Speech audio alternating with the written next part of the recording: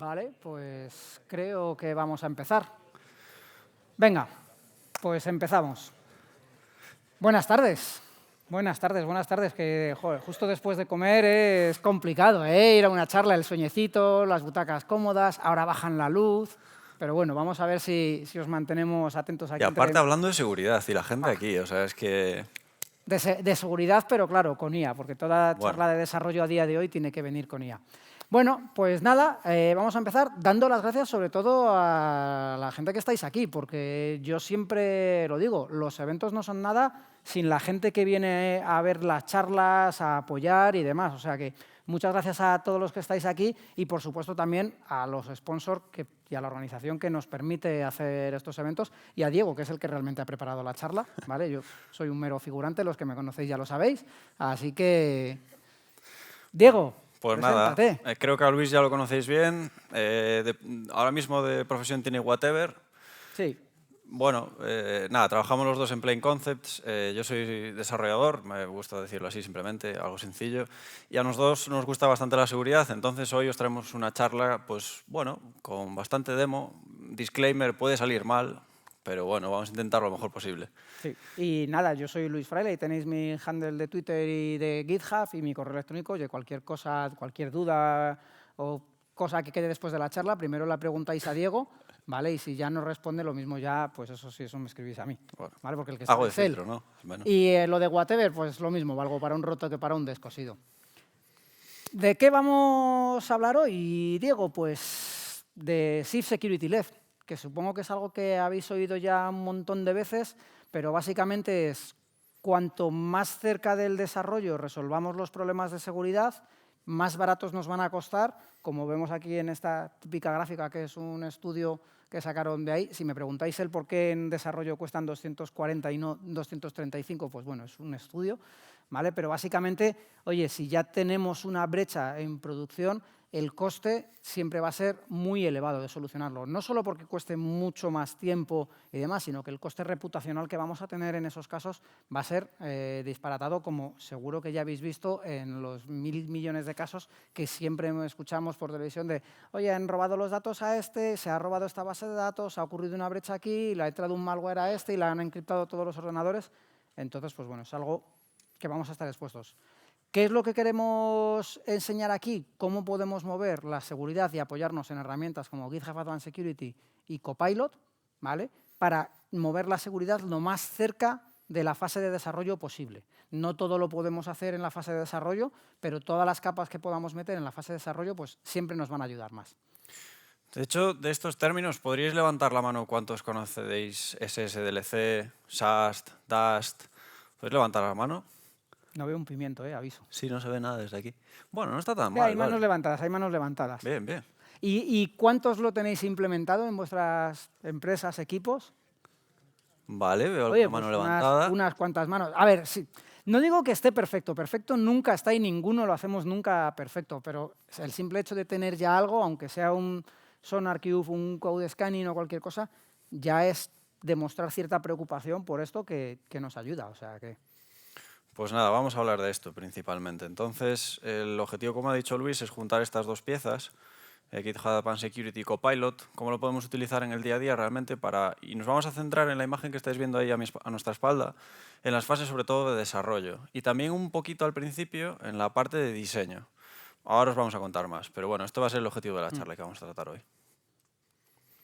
¿Y qué es lo que vamos a ver? Pues vamos a ver tres pilares importantes de lo que es la seguridad que vamos a ver y todo ello unido con Copilot. Entonces, los tres pilares que vamos a ver son el supply chain. Básicamente, el supply chain va a ser todas las dependencias que tengamos en nuestro software. Pues bueno, estamos hablando de un proyecto de .NET, en nuestro caso INPM, pues esos típicos paquetes de Nugget que instalas sin pensar, que te vas ahí a los paquetes de Nugget, pues este para hacer tal cosa me lo instalo, este para hacer tal cosa me lo instalo. Y empezamos a instalar muchos paquetes que pueden llegar a tener vulnerabilidades, no hoy en el momento en el que la estoy instalando, pero que a lo mejor pasado mañana se descubre una vulnerabilidad por un paquete o incluso en una demo también que enseñaremos, uso un Dockerfile, estoy teniendo una capa base para construir mi Dockerfile y esa capa base puede tener también vulnerabilidades. Entonces, no son vulnerabilidades que nos entran por nuestro propio código, sino por esa cadena de suministro. La siguiente, code scanning. Es así que es el código que nosotros picamos, el código que nosotros metemos, qué vulnerabilidades puede tener. Pongo el caso, que espero que nadie caiga ya en ese caso, de SQL injection, ¿vale? Pues que nos detecte cosas como un SQL injection. Y luego una tercera pata, que esta también hay métricas incluso de GitHub hablando de la cantidad de miles de secretos que la gente pusea en repositorios públicos al mes. Secret scanning. Esa típica cadena de conexión de una base de datos que sin darte cuenta la puseas a un repositorio, ya sea un repositorio privado o un repositorio público. De hecho, hace un tiempo hubo un caso muy famoso de un desarrollador de open source, tenía repos públicos en GitHub y subió sus credenciales de AWS a un repo público. Al mes tenía miles de dólares de gasto de AWS de la gente que le había cogido esas credenciales y le había empezado a levantar instancias y demás. ¿Vale? Entonces, lo que no queremos es que nos ocurra nada de eso. E insisto, tanto públicos como privados. Pensad que la mayor parte de los ataques pueden ser internos y que muchos de esos ataques, o ataques entre comillas, ni siquiera son malintencionados. Es alguien que se deja una cadena de conexión de producción, no está bien securizado el perímetro de la base de datos y te lanza un delete sin querer a una tabla que no tendría que haber lanzado el delete. O a veces incluso un poco más complicado, que estás en desarrollo, tienes alguna cadena por ahí puesta, pero no estás del todo seguro si eso tendría que estar ahí o no. Entonces te puede colar. ¿Vale? Y todo esto lo vamos a ver bajo la plataforma de seguridad de GitHub, que es GitHub Advanced Security, y con Copilot, ¿vale? Porque la IA, ya sabéis que ha venido aquí para quedarse y para ayudarnos, ¿vale? Porque todo esto nos va a ayudar un montón Copilot. Pues... Y nada, slides, hasta aquí las slides, ya nos podemos ir, ¿vale? Ahora hay un cafetito. Bueno, vamos ahora con la mandanga que interesa, que son las demos, así que, Diego. Vale, pues aquí vamos a empezar, vamos a dejar esto un poquito más para más tarde. Tengo aquí todos los prompts y demás, pero sí que me gustaría empezar por preguntaros, ¿a alguien le suena este tipo de modelado de amenazas y el concepto de modelado de amenazas? Microsoft Threat Modeling Tool. Un poquitín de zoom, a lo mejor lo que ¿Sí? pasa es que es una imagen, no sé qué tal se va a ver. Bueno. De todos modos, os decimos, lo que ponen las cajitas de texto y todo eso no es tanto lo importante, simplemente que conozcáis este tipo de gráficas de cómo se hace el modelado de seguridad y demás. El tema aquí, como os planteábamos al principio en una de las imágenes, es que ahora mismo estaríamos en fase de diseño. Ya tenemos un proyecto, nos hemos parado a hacer nuestro backlog y demás, y a lo mejor no hemos hecho un análisis muy profundo de la arquitectura. Luis antes hablaba en la imagen del coste que tiene realmente cuando tenemos que corregir algo en producción, pero no solo se trata de si tienes un problema de seguridad. Es decir, si también tienes que cambiar vuestra arquitectura, y estamos hablando de una arquitectura muy grande, eso también puede ser un coste muy grande, enorme de hecho. Entonces, lo que buscamos con este tipo de prácticas, no tenéis por qué hacerlo en una herramienta como esta, lo podéis hacer en una pizarra en blanco, os podéis sentar en un folio y en equipo pintar a ver dónde pueden estar los problemas. Aquí simplemente es un ejemplo que está muy alto nivel, ¿vale? Y lo que vamos a hacer es pues decirle a Copilot a ver qué puede realmente interpretar de lo que nosotros tenemos aquí. Los prompts los tenemos... Deberíamos de tenerlos, los vais a ver. No os preocupéis de todo esto, porque todo lo que hoy vais a ver y que nosotros estamos copiando y demás, pues va a estar público en GitHub, o sea que no os preocupéis por esa parte, ¿vale? Le voy a añadir el contexto a la imagen que tenemos por aquí, que es este thread model, ¿vale? Y ahora le vamos a dar, ¿vale? ¿Qué es lo que le estoy pidiendo? Es decir, aquí pensad que nosotros la charla la hemos planteado de tal manera que queremos ayudar a todo desarrollador que a lo mejor no tiene tanta experiencia en seguridad.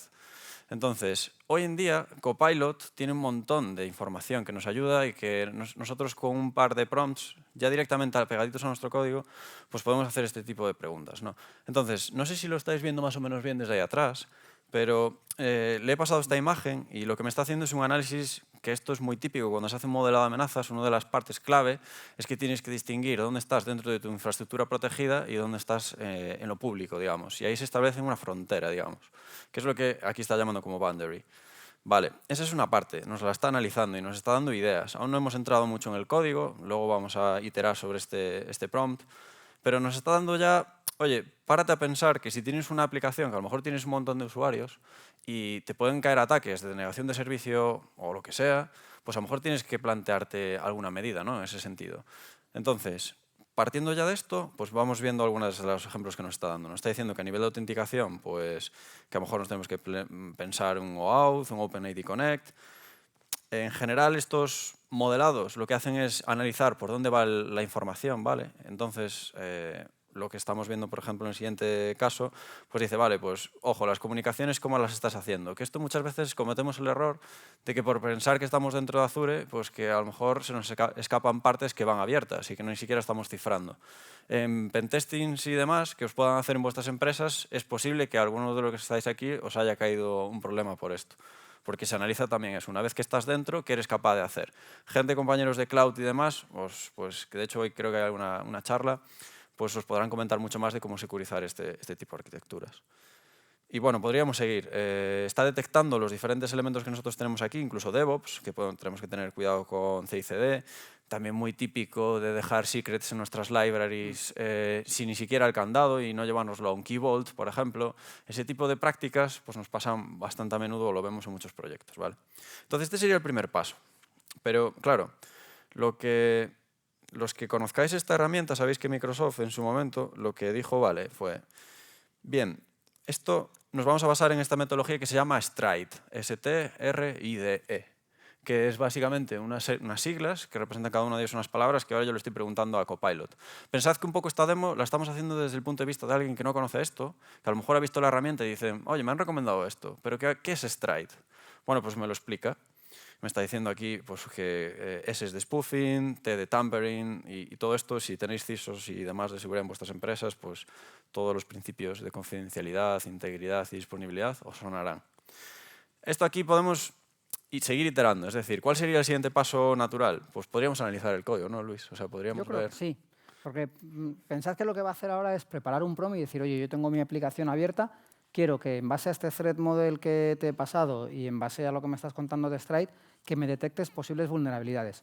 Ojo, para los que ya conozcáis temas de SAST o de lo que vayamos a ver luego de GitHub Advanced Security, esto no es un sustituto de una herramienta de SAST. Esto es una primera pasada que estamos haciendo manualmente ayudándonos con la IA para ver qué es lo que tenemos. Luego ya introduciremos funcionalidades pues, para hacer el escaneo automatizado con nuestros pipelines y demás, pero es una primera visión de decir, léeme, en base a esta información que te estoy dando, léeme el código y dime qué cosas me tendría que centrar de lo que estamos hablando.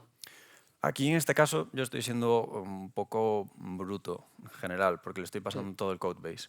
En otras iteraciones que hemos hecho, lo que hacemos es, vale, a lo mejor está bien que te hagas una idea general dependiendo del modelo que estés utilizando. De hecho, si os fijáis en esta charla, tampoco vamos a cambiar mucho de modelo, que esto es algo que en nuestro día a día lo hacemos constantemente, sabemos cuáles funcionan mejor para cada caso. Entonces, aquí está analizando, vamos a ver si nos da ya algo que os podamos contar. Si no tenemos los prompts de Si antes. nos los ejecutamos a la mañana, por si acaso, porque Internet... Todas las demos de IA son siempre un poco lotería, porque aunque le pases, la IA no es determinista, aunque le pases a la IA el mismo prompt, puede haber veces que tengas que iterar y que tengas que trabajar con ello. No sé si nos habremos quedado... ¿Tenemos red? Está todavía... Ahí está trabajando. Está trabajando. Pero bueno, os cuento un poquito más. ¿Qué podríamos hacer? ¿Sabéis? Y esto por si no sabéis o no utilizáis la herramienta, sabéis que podéis especificarle una carpeta, que podéis especificarle un conjunto de ficheros. Entonces, vosotros, atacarlo como lo estamos haciendo justo ahora en este prompt que hemos puesto, no es quizá la mejor alternativa si tenéis un proyecto con una base de código muy amplia. Pensad que nuestro código aquí es un pequeño código de demo que no tiene muchas líneas de código. Pensad siempre que todos los modelos tienen sus limitaciones en cuanto a tokens, en cuanto a cosas que puede leer, entonces lo suyo sería ir poco a poco pues a lo mejor con parte del front, parte del backend y demás. ¿Qué hemos hecho aquí y que nos hemos enseñado hasta ahora? Y lo vais a ir viendo en los siguientes prompts y luego Luis os va a contar también. Hemos hecho una base de código con .NET 3.1 y luego también le hemos metido un BUE que tiene en general, tanto un front como un su back, tiene vulnerabilidades. Aquí estamos viendo alguna de ellas. Por ejemplo, nos está relacionando y por eso vamos hilando conceptos, ¿no? O sea, hemos visto que es un modelado de amenazas, hemos visto que es Stride y aquí ya Copilot nos está diciendo, mira, puedes tener un posible problema de suplantación de identidad porque tu cabecera pues, es un sistema muy malo. Hemos puesto una cabecera hardcodeada, que esto, si cualquier persona que investigue un poco el código o coja una comunicación de un usuario, podría llegar aquí y básicamente entras en cualquier navegador o en Postman, metes esa cabecera y ya pasas de toda la autenticación, ¿no? Entonces, esto obviamente es un problema. Nos dice una opción de fix, que luego ya entraremos aquí, ¿vale? Y podemos ir viendo alguna más. También tenemos un tema de posible path transversal, tenemos... Vamos a ir... Pensad que este código lo hemos hecho aposta para que tenga las vulnerabilidades también. Si os detecta tantas vulnerabilidades en un código, ojo. Y antes hemos dicho, estamos con Netcore 3.1 también por lo mismo, por luego enseñaros vulnerabilidades de paquetes y de versiones antiguas. No, espero que nadie tenga ya aplicaciones en Netcore 3.1 en producción. Pero bueno, sí que es cierto. Bueno, algunas están saliendo por aquí, ¿eh? A ver. Hay algunas que es cierto que un alert, por ejemplo, que es el típico que habréis visto seguro en un informe de pentesting, que es lo que intentan cuando tienes un cross-site scripting en tu aplicación, ¿vale? En este caso es un eval, que es muy evidente, pero a lo mejor no es tan evidente si tú lo que tienes es un componente que está inyectando HTML y que tú le dejas al usuario directamente meter una cadena y entonces de forma dinámica eso lo cargas en el navegador. Generalmente solemos hacer sanitize, solemos tener o deberíamos instalar componentes que eviten todo este tipo de problemas. Pero tener un cross-site scripting no es tan raro, se nos puede colar en cualquier momento, o incluso por tener una librería que tenga esa vulnerabilidad y no la actualizamos por el motivo que sea. Entonces, bueno, aquí sigo pasando, pero ese es un código real también de la aplicación. A nivel de log tampoco nos interesa mucho más. Aquí también metimos, bueno, si quieres comenta ahí un poquito, Luis. Sí, aquí hemos metido secretos porque lo vamos a unir. Lógicamente, no proponemos que tengáis secretos en vuestros settings en el repositorio, pero como también vamos a hacer ahora demo de cómo se hace el escaneo de secretos con GitHub Advanced Security, pues bueno, los tenemos aquí y fijaros que también incluso el propio Copilot nos está detectando, oye, tienes secretos y nos está dando recomendaciones de cómo podríamos trabajar con los secretos. Incluso hemos cogido un token de JWT y nos lo está decodificando. Aquí en este caso, pues la password le hemos puesto .NET 2025 con porcentaje. ¿Quién te ha dado la password de mi ordenador? Ahora creo que...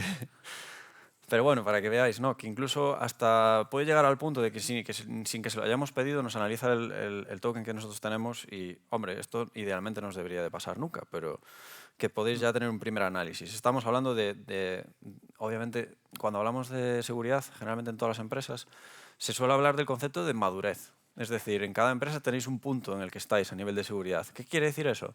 Pues que habrá empresas que tengan un análisis estático de código, que hagan PRs y la gente sepa de seguridad, que luego tengan pentestings con un Acunetics o cualquier herramienta tipo Dust, que es un análisis dinámico de código, y lo hagan pues cada 2 meses o cada vez que saca una release a producción.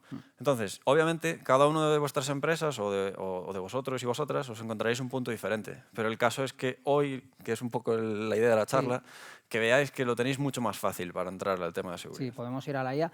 Ya os digo, ahora veremos cómo automatizamos también los análisis de verdad. Esto no pretendemos sustituir con Copilot las otras herramientas de seguridad, pero para un primer assessment o incluso código legacy que llegas, lo rescatas del baúl de los recuerdos y dices, ostras, antes de volver a desplegar esto, de trabajar con esto, vamos a ver en qué estado está. Pues nos podemos apoyar también en herramientas con la IA, porque probablemente esta aplicación, por todas las cosas que hemos encontrado, no hubiese tenido nunca un SAST, no hubiese tenido nunca una ejecución de code scanning, SonarQube, Checkmarks o cualquier SNIC o cualquier herramienta de seguridad.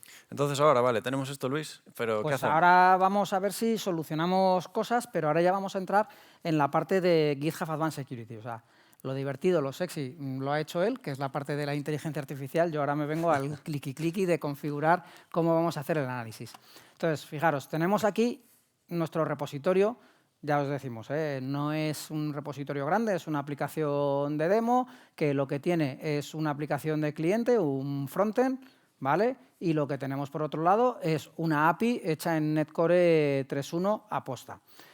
Y lo que tenemos por aquí es las herramientas de GitHub Advanced Security, que las tengo puestas, en este caso, configuradas a nivel de repo, pero es algo que podemos configurar a nivel de organización de GitHub. Es decir, que todos los repos de GitHub tengan una determinada configuración que nos vaya a ayudar a detectar todas estas vulnerabilidades en las pull requests, en el código que ya tenemos y demás. Y por donde voy a empezar es por Dependabot. Si recordáis lo que hablábamos hace unos minutillos, de las 3 patas que estamos hablando, hablamos de la cadena de suministro. La primera cadena de suministro que tenemos es las dependencias que tenemos. ¿Eso quién nos lo analiza? Dependabot. Dependabot lo que me permite es, por un lado, habilitar que me genere alertas cuando detecta paquetes que tienen vulnerabilidades. Ahora veremos cómo detecta esos paquetes que tienen vulnerabilidades, o incluso lo tengo ya aquí habilitado desde el principio, porque a veces tarda un ratillo en sacar la PR, que cuando Dependabot detecte una vulnerabilidad o un paquete que nosotros tenemos vulnerabilidad, me genera una pull request aumentando la versión de ese paquete a la versión mínima que no tiene la vulnerabilidad. Viendo esto en real, ¿cómo lo vamos a ver? Pues fijaros, yo aquí lo tenía activado ya, tenemos la pestañita de Security y tenemos una cosa aquí que es Dependabot, ¿vale? Y en Dependabot lo que me ha detectado es que tenemos por aquí una vulnerabilidad, que esta no me voy a meter en estas dos, ¿vale? Y, por ejemplo, esta, que es de temas de Regular Expression, Denial of Service, ¿vale? ¿Quién la ha metido? Pues la ha metido un paquete que es Moment, de NPM, ¿vale? Y están afectadas todas las versiones menor que la 2.19.3. Y fijaros que él automáticamente me está diciendo, oye, esto lo tienes en este código fuente, ¿vale? Pues lo tendremos aquí en una de las 1.000 millones de dependencias que tenemos siempre que añadimos NPM. Yo con el frontend estoy un poco peleado, ¿vale? Me ha generado una pull request con el update, pero fijaros que en esta pull request lo único que me ha actualizado es, oye, la versión mínima de Moment disponible que no tiene la vulnerabilidad. Me lo genera como una pull request. Yo, lógicamente, tengo que revisar que mi código sigue funcionando, porque, claro, si pregunto, todos supongo que tenéis, en las pull requests tenéis compilación automatizada, estáis ejecutando pruebas unitarias, estáis ejecutando pruebas de integración. No voy a pedir que levantéis la mano porque doy por hecho que todos lo tenéis, ¿vale? Pero, lógicamente, si no tuviese todo eso, aquí tendría un problema porque ya tendría que entrar a probar manualmente. Aún así, probad manualmente que todo sigue funcionando. ¿De dónde vienen estas vulnerabilidades y cómo detecta esto? Que fijaros que aquí incluso me está diciendo cuál es la severidad, cuál es el vector de ataque, la complejidad, un montón de información. ¿Por qué? Porque todo esto sale de la GitHub Advisory Database, aquí, ¿vale? Que es una base de datos que tiene GitHub, si nos venimos aquí, para todos los lenguajes, por todos los sistemas de paquetes de dependencias que tiene soportados y que se va alimentando de lo que se reporta a GitHub y de lo que se reporta en otras bases de datos de vulnerabilidades públicas, como puede ser la del gobierno de los Estados Unidos, ¿vale? Nosotros aquí podemos ver un montón de vulnerabilidades de un montón de paquetes de todos esos lenguajes que Dependabot automáticamente nos las va a detectar y nos va a generar, si queremos, con esas updates, la pull request. Lo interesante de esto de Dependabot es que todo aquel que tengáis ya GitHub, Dependabot lo tenéis, no necesitáis GitHub Advanced Security, ¿vale? Hasta aquí podríais activarlo y podríais empezar a trabajar con ello. Hay otras configuraciones más extendidas de Dependabot, como es ejecutar el análisis de dependencias en las pull requests y similares, que para eso ya sí que hace falta licencia de GitHub Advanced Security, pero para esto no hace falta. Qué bueno, que en el front también tendríamos el típico NPM Audit, que os debería de sonar, y en .NET tenéis también la forma de verificar que los paquetes incluyen. Básicamente esto lo que está haciendo es automatizarlo. También incluso nos permite, mediante ficheros de configuración de Dependabot, que aunque no lo tenemos activado, al final no lo metimos, ¿vale? Bueno, no lo metí yo porque me quedé responsable de meterlo y no lo metí, pero queda mejor decirlo en plural, ¿vale? No te hemos metido que podamos configurar también Dependabot para que nos avise y nos genere pull request de cuándo salen nuevas versiones de nuestros paquetes, de los paquetes que estamos usando. Esto es importante porque no se trata tampoco de estar como loco actualizando siempre los paquetes, pero cuanto más antiguos se nos queden los paquetes que tenemos, más posibilidades de que una vulnerabilidad haya. Y siempre lo digo, con el tema de paquetes, recordad que yo haya metido un paquete hoy no quiere decir que ese paquete no tenga una vulnerabilidad mañana mismo. Entonces, esto es algo que es muy importante y que tenemos que estar examinando. Y de hecho, empezamos por aquí porque tenemos compañeros que trabajan desde el punto de vista de ataque, en seguridad, pentesters y demás, y uno de los primeros puntos que siempre nos dicen es que puedes tener una arquitectura maravillosa, el código súper limpio, que como te dejes una dependencia de estas que tenga y te comprometa el servidor o tu navegador, estás comprometiendo todo el sistema ya. Entonces, esto, si insistimos en Dependabot, es porque corregir, aunque duela a veces, porque hay que hacer cambios, inmigraciones y demás, es un paso fundamental para la seguridad del sistema. Y insisto que lo tenéis ya, todos los que tengáis GitHub, podéis activar Dependabot y está incluido. Supongo que recordaréis que hace unos años salió el ataque de Log4j, que había una vulnerabilidad y mogollón de servidores cayeron, ¿vale? Siguiente paso que tenemos, que no está en el orden en el que había pintado las cajitas, escaneo de secretos. Otra de las cosas que nos ha dicho Diego cuando ha ejecutado el análisis con Copilot en nuestro código es, oye, chico, aquí tienes secretos, ¿vale? Secretos que no deberían de estar nunca. Otra cosa que nos permite GitHub, y aquí ya sí que necesitamos la licencia de GitHub Advanced Security para el escaneo de secretos, porque son dos licencias distintas, tenemos la de escaneo de secretos y la de escaneo de código, es que yo he activado aquí el Secret Protection.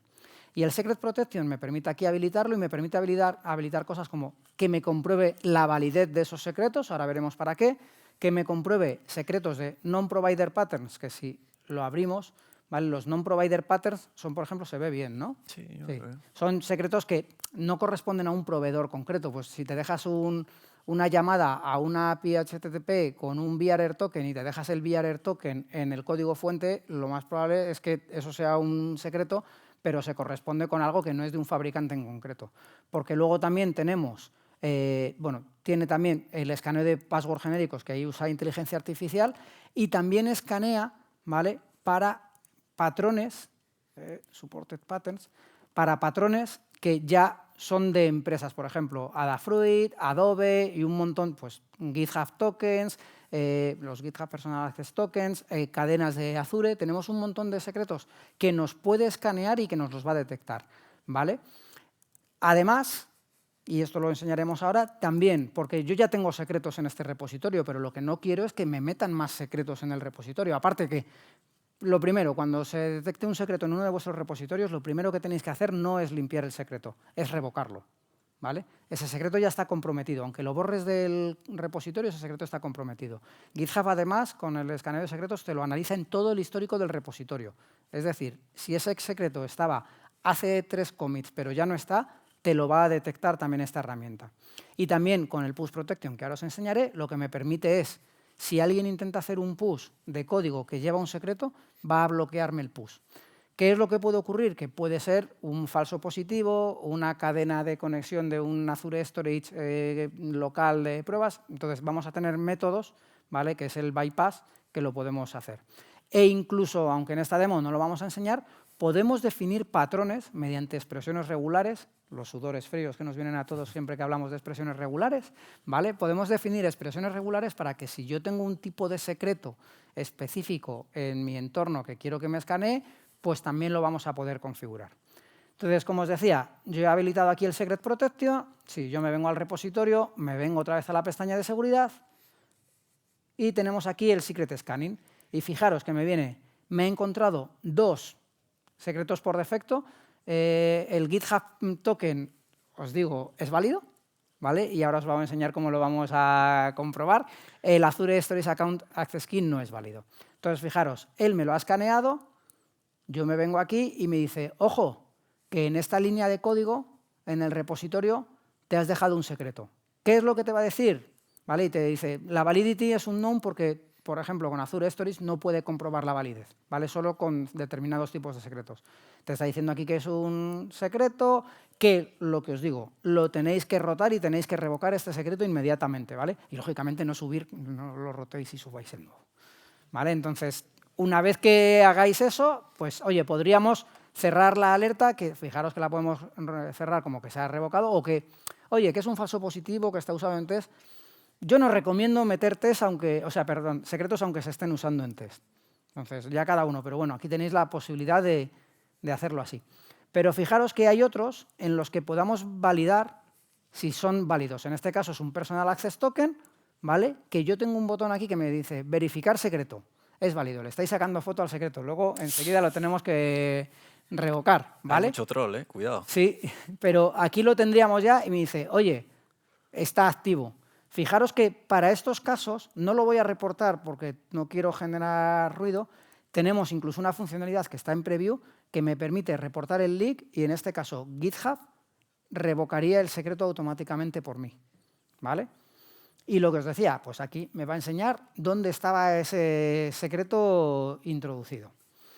Pero también teníamos los secretos genéricos que os decía.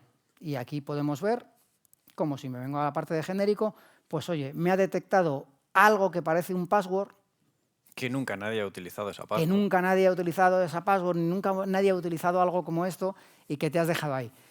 Ojo con estas cosas porque, oye, podría ser un falso positivo, podría ser usado en test, pero es el típico que luego a lo mejor, por lo que sea, ese código llega a producción, ese password es un password de root y la lías. Entonces, tengamos cuidado también con estas cosas. Y fijaros cómo me está descubriendo determinadas cosas, pues oye, que estas creo que ya no estaban ni siquiera en la última versión porque te lo detecta en el histórico. Entonces, esto es los secretos que ya tendríamos, me los ha detectado. Esto está constantemente escaneando, es decir, si llegase cualquier secreto al código fuente, me saltaría inmediatamente aquí una alarma.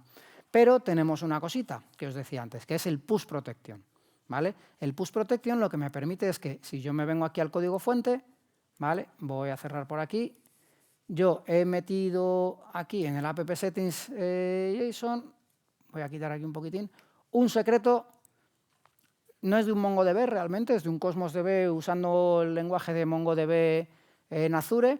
Y fijaros, yo aquí lo que tengo es que tengo ese secreto, voy a poner un poquitín más de zoom. Si miro un git status, me dice, oye, no tienes nada que comitear, pero tu branch está un commit por delante de new feature. ¿Qué es lo que hacemos normalmente cuando tenemos esta situación?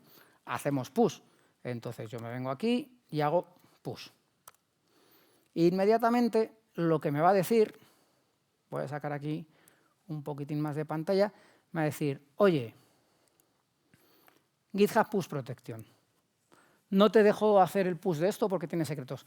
Esto está ocurriendo antes de que el push llegue al repositorio de GitHub. Por tanto, no tengo, a estas alturas todavía no tengo ninguna necesidad de borrarlo de ningún sitio, todavía no ha llegado. ¿Y qué es lo que me permite? Pues, por un lado, me da unas instrucciones que básicamente es, oye, borro el secreto y hago un git commit amend y después hago el push, con lo cual ese secreto jamás ha estado en el histórico del repositorio. Insisto en lo del histórico del repositorio, es muy importante que no estén en el histórico del repositorio. O también me da otra opción, que es la que os decía antes. Yo puedo, bueno, lo primero es que me dice dónde está el secreto, me dice todo, y me dice también, tienes este otro enlace que, uy, no me está funcionando ahora. ¿Por qué no me está funcionando ahora? ¿Tenemos internet? No, sí hay internet, pero se ha vuelto un poquitín para allá. Voy a intentar hacer otra vez el push a ver si regenera. Vale, se había quedado para allá. ¿Qué es lo que me permite? Lo mismo que hacíamos antes, cuando ya me ha detectado el secreto, que me permite cerrar la alerta, pero aquí lo que me permitiría es decir, oye, si esto está usado en test, pues puedo hacer así, allow me to expose this secret. Podemos bloquear para que esto no lo pueda hacer cualquiera, para que yo como desarrollador le diga a él, que es el admin del repositorio, el responsable de esto, oye, que esto lo estoy subiendo, pero que lo estoy subiendo bien. Él compruebe que eso está bien y decir, vale, se lo permito, ¿vale? Lo más normal que sería que no hubiese secretos. Entonces aquí eliminaríamos el secreto para hacer la demo completa, ¿vale? MongoDB con, por ejemplo. ¿Vale? ¿Y qué es lo que voy a hacer? Hacer el git add, las instrucciones que me estaba dando antes, no tiene mucho más. Git commit amend. Uy. ¿Vale? Ahora ya no hay ningún secreto, lo he limpiado en local. Si yo hago el git push, me lo sube perfectamente, ¿vale? Con lo cual ya tenemos dos de las tres patas, pero cuando Diego ha ejecutado su parte, nos han salido muchas alertas de cosas de vulnerabilidades de XSS, de cabeceras y demás. Entonces, ¿qué es lo que vamos a entrar? Pues en la siguiente parte, que es GitHub Code Scanning, ¿vale? GitHub Code Scanning, que es algo que también habilitamos aquí en GitHub Advanced Security. Esto ya requiere también licencia de GitHub Advanced Security. Os decía antes, tenemos una para Secret Scanning, tenemos otra que es para Code Scanning, que es la que vamos a usar ahora. Y como funciona Code Scanning, tenemos dos sabores. Tenemos el modo de por defecto, que no genera hay un workflow por detrás que se genera de GitHub Actions, pero que nosotros no llegamos a ver nunca, o el avanzado. En el avanzado, que es el que vamos a enseñaros aquí ahora, lo que nos permite es tunear un poquitín mejor cómo vamos a hacer el escaneo de vulnerabilidades de código, ¿vale? También me permite, con IA, hacer el autofix de determinadas cosas, hacer el autofix para hacer party tools, como puede ser, por ejemplo, ahora mismo creo que solo estaba soportado SLint, ¿vale? Para hacer el autofix. Y incluso el Prevent Direct Alert Dismissals, que es lo mismo que os enseñaba ahora, pero para las vulnerabilidades de código. Entonces, os decía, aquí esto lo tenemos hecho en base a un workflow, ¿vale? Que me voy a venir a la rama de la New Feature para que lo veamos, porque aquí lo tengo más tuneado. Entonces nos venimos a Workflows y yo tengo este workflow de CodeQL. que cuando yo he seleccionado avanzado realmente me lo genera él, ¿eh? Yo solo he hecho un poco ahora de tuneo que os voy a contar, pero todo lo que es la base me la genera él. Entonces lo que me va a hacer es protegerme en los push, protegerme en las pull requests y además me lo esquedulea con un cron. ¿Por qué lo esqueduleamos aunque no haya cambios de código? Porque una vulnerabilidad en un código se puede detectar en cualquier momento porque se descubre un nuevo exploit, ¿vale? Entonces es bueno ejecutarlo. Y básicamente lo que hace este workflow es que cuando lo genera, detecta los lenguajes que estamos usando en el repositorio y me genera una configuración para cada uno de los lenguajes que tenemos en el repo. En nuestro caso, C# y JavaScript. Y fijaros también aquí una diferencia. El build mode, la línea 47 y la línea 49. JavaScript no se necesita compilar, podremos ejecutar el linter, podremos ejecutar transpilaciones en el caso de TypeScript, pero no se compila. Pero los lenguajes compilados, para detectar las vulnerabilidades, durante la fase del linkado y demás, se tiene mucha más información acerca de vulnerabilidades. Entonces, en este caso, para C# le podemos poner el modo de autobuild. ¿Qué es lo que conseguimos con esto? Que si seguimos avanzando en el workflow, fijaros que yo aquí tengo un action que es inicializar CodeQL para el lenguaje, y podemos añadir pasos. Si en vez del build mode le ponemos al autobuild, lo dejamos en manual, podríamos compilarlo nosotros, pero él por defecto va a detectar que es C# y lo va a intentar compilar por nosotros. Esto solo lo necesitamos si necesitamos tunear algo más. Y luego lo que ejecuta es el análisis y va a subirme los resultados. En este caso, además, lo que tengo aquí, que esto es el tuneo fino que hemos hecho, bueno, fino, el tuneo que hemos hecho nosotros para la demo, tampoco es que sea muy fino, es un poco burdo, es que por defecto GitHub Advanced Security en el escaneo te ejecuta una serie de reglas y una serie de comprobaciones sobre el código, pero tú eso lo puedes configurar. Lo puedes configurar tanto a nivel de, si me voy a venir a este fichero que tenemos aquí en el repo para enseñároslo. Vale. Lo puedo configurar a nivel de paquetes de queries que ya vienen preconfiguradas en GitHub. Es decir, si miramos la documentación, hay unas que son de seguridad extendida y otras de seguridad y calidad, ¿vale? Pero también puedo crear queries personalizadas, queries como esta. No me voy a meter mucho en cómo se hacen y demás, pero fijaros, lo que estamos ejecutando es sentencias parecidas, con un lenguaje parecido a SQL Server, que nos permite analizar el código. En este caso, lo que estoy analizando es, oye, para las sentencias de if, los bloques que tengamos de código después, cuando tengamos un den y el bloque esté vacío, pues saltamos una alerta de que el if es redundante. ¿Vale? No me voy a meter mucho ahí. Nosotros tenemos, por otro lado, una pull request en la que yo he metido más cosas. ¿Vale? He metido código mío, que además del que ya tenía Diego, pues metemos más vulnerabilidades. Veis aquí que meto un montón de cosas, he metido un Dockerfile que no teníamos antes, con SDK3.1, y he metido, veis que hay mucha vulnerabilidad, ¿vale? Y he metido código fuente. Lo interesante de esto es que me ha ejecutado ese CodeQL, ese análisis de CodeQL en la pull request, con lo cual me está detectando las vulnerabilidades o partes de vulnerabilidades que antes detectábamos con Diego, pero ahora ya me lo está haciendo cuando estoy ejecutando la pull request. No tengo que venir yo activamente a ejecutarlo.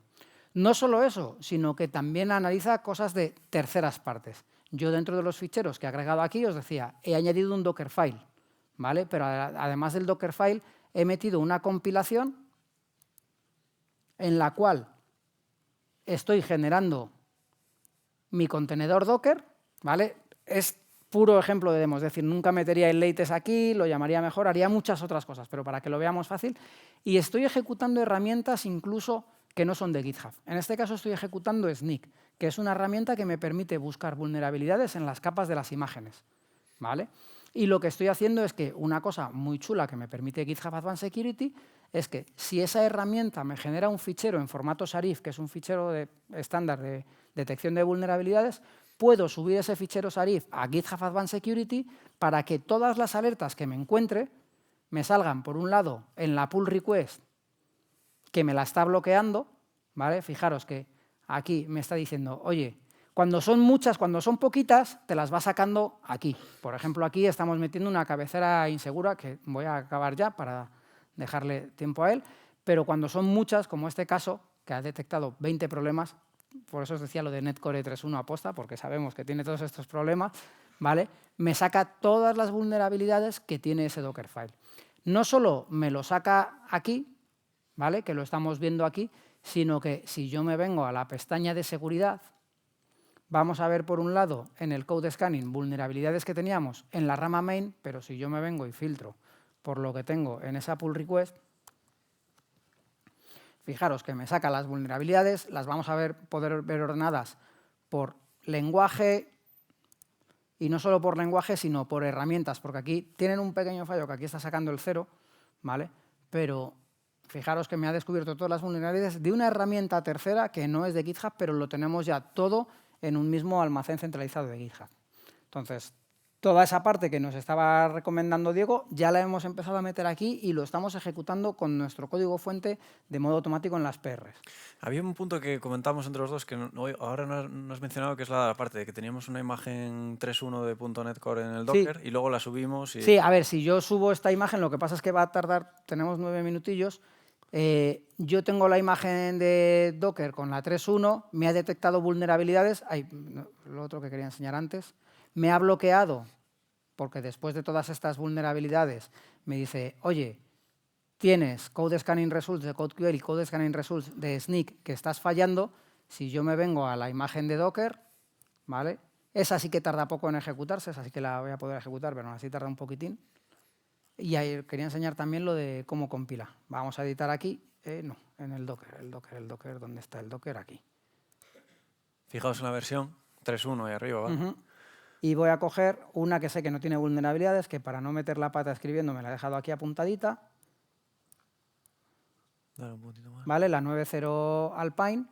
Lo voy a comitear directamente a esta rama. ¿Vale?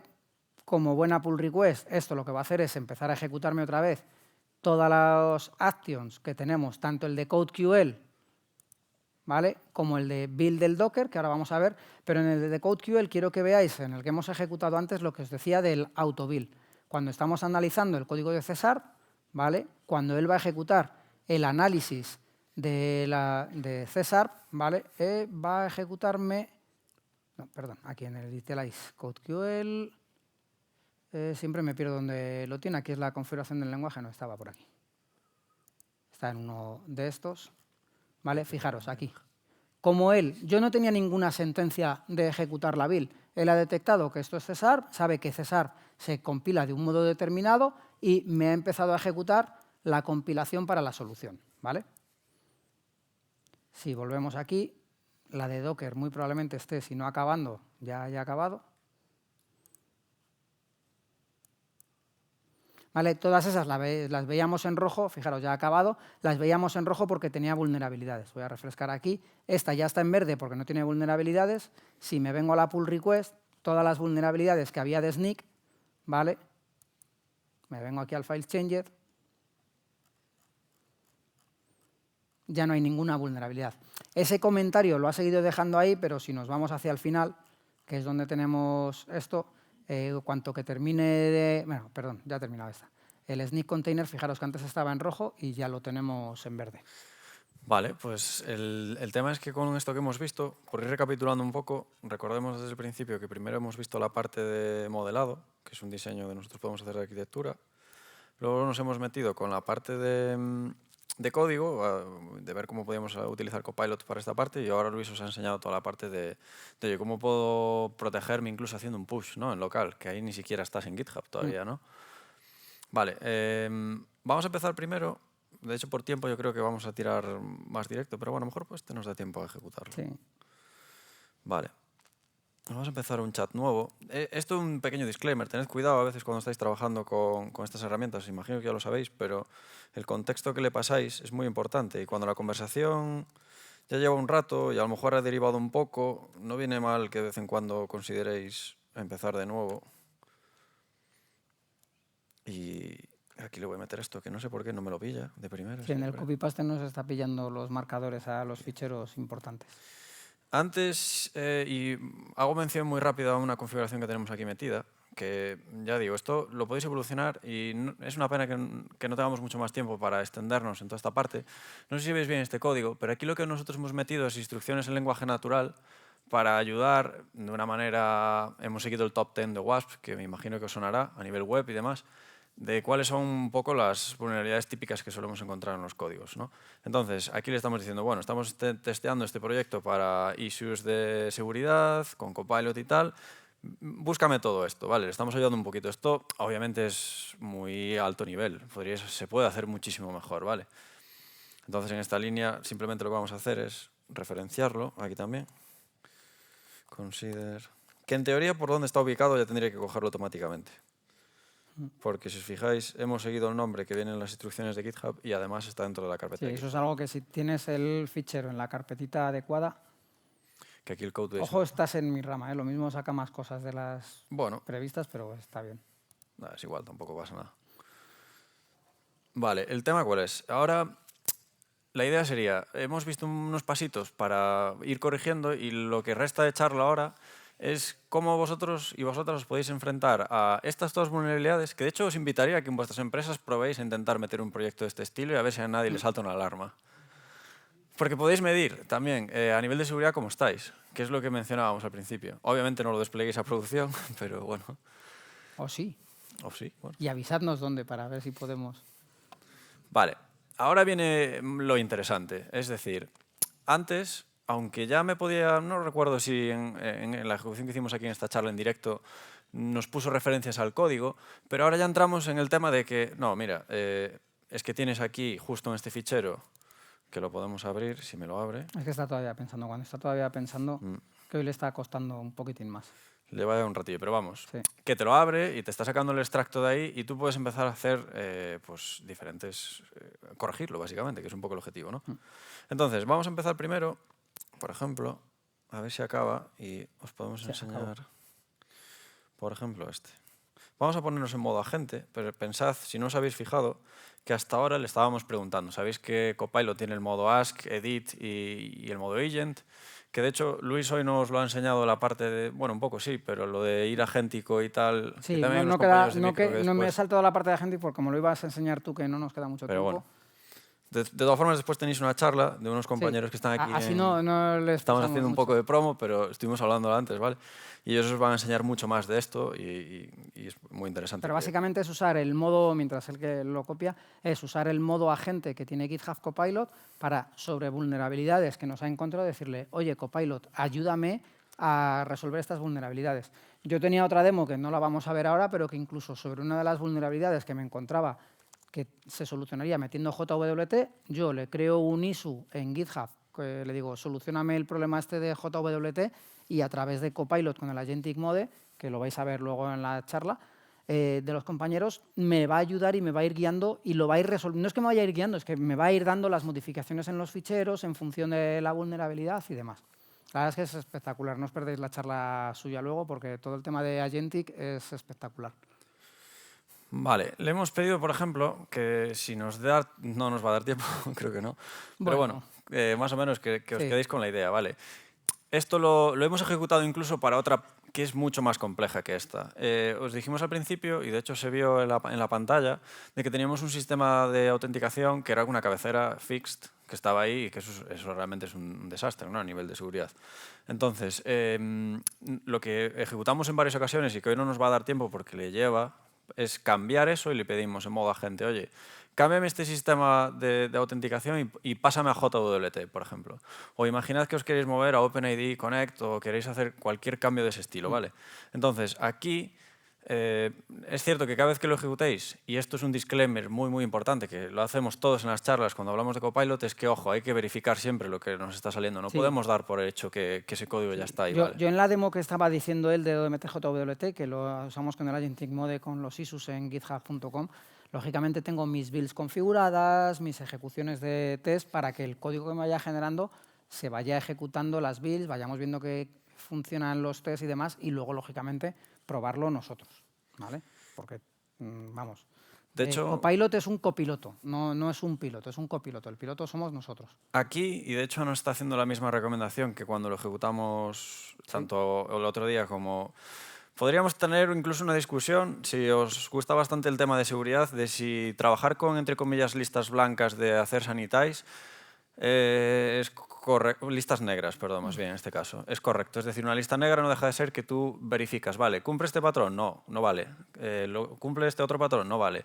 En general, se suele recomendar siempre hacer lo opuesto, es decir, tú solo permites lo que tú estás seguro de que vale y es correcto, todo lo demás no, porque se te puede escapar algún caso que no consideras y tienes un problema de seguridad. Entonces, incluso esta respuesta podríamos debatir si es la mejor, pero el caso es que mínimo ya nos ha quitado el eval que teníamos por aquí, entonces ese ya es un punto. Sí, aquí le iríamos dando le podemos Sí, bueno, dar aquí le doy el si quieres kit aquí. Sí. a saco y decir, oye, me quedo con todo tu código, pero luego lo revisamos. Y una cosa que nos quedan 10 segundos, no me va a dar tiempo, pero cuando hicimos el cambio de autenticación, Sí. después de crear todos los ficheros, que tenéis que ir verificando cada uno de ellos, aceptando y demás, la parte clave que todos nos preguntaríamos es, ¿nuestra aplicación de back compila? ¿Funciona? Y pudimos verificar que sí. Pero hay que tener cuidado, claro, porque incluso dejamos en el código un allo anonymous que puede ser un falso positivo en muchas herramientas. Sí. Un allo anonymous a lo mejor lo habéis hecho adrede, pero bueno. De hecho, cuando estáis ejecutando, ya cortamos porque estamos fuera de tiempo, cuando ejecutáis el modo agentic que decimos, él va compilando y va ejecutando las compilaciones automáticamente de la aplicación y demás. Y bueno, nos ha quedado alguna cosilla un poco así más en el tintero, pero ahí dejamos el repo, pondremos luego, si no, por ahí algunos enlaces Twitter. a otras cosillas. Pero si tenéis preguntas, pues nos venís ahora y en el cambio nos preguntáis, que no queda mucho tiempo. Esperamos que os haya gustado. Muchas gracias por asistir. Gracias. Sobre todo después de comer. Y peleando contra David Carmona. Ojo, eso.